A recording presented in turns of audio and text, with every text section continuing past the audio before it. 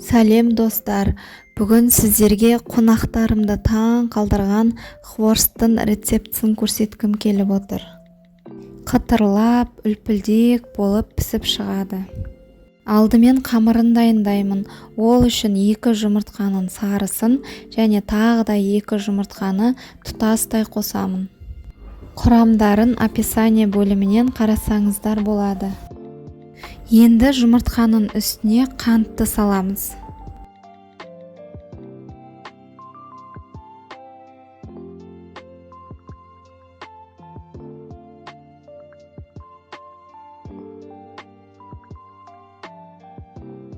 Осылай үстіне ұнымызды салып, жақсылап қамырымызды илейтін боламыз. Жаңағы біздің жұмыртқаның сарысы, ол біздің қамырымызды жұп-жұмсақ қылады.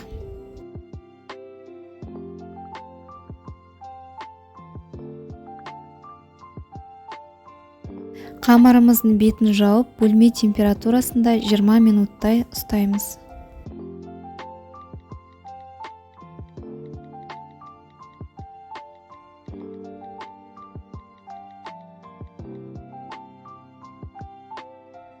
Осылай жазып алған нанымды енді жолақтарға бөлемін. Әрбір жолақтың ені шамамен 5 сантиметрдей болуы керек. Бұл жерде маңыздысы бізде қамырымыз жұқа болу керек. Өйткені қалың болса, хворстымыз қытырламай, наны қалың болып шығады. Ал енді хворстымызды пісіреміз.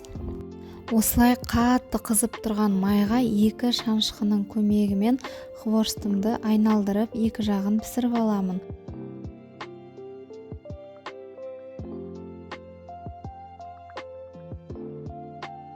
Міне қараңыздар, өте әдемі болып шықты.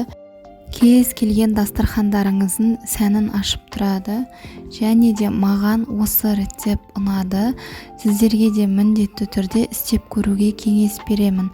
Менің видеом пайдалы болып жатса, каналыма тіркеліп, лайк басуды ұмытпаңыздар.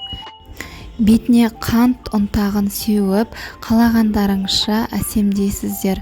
Сіздермен бірге болған мен Назерке, қош сау болыңыздар.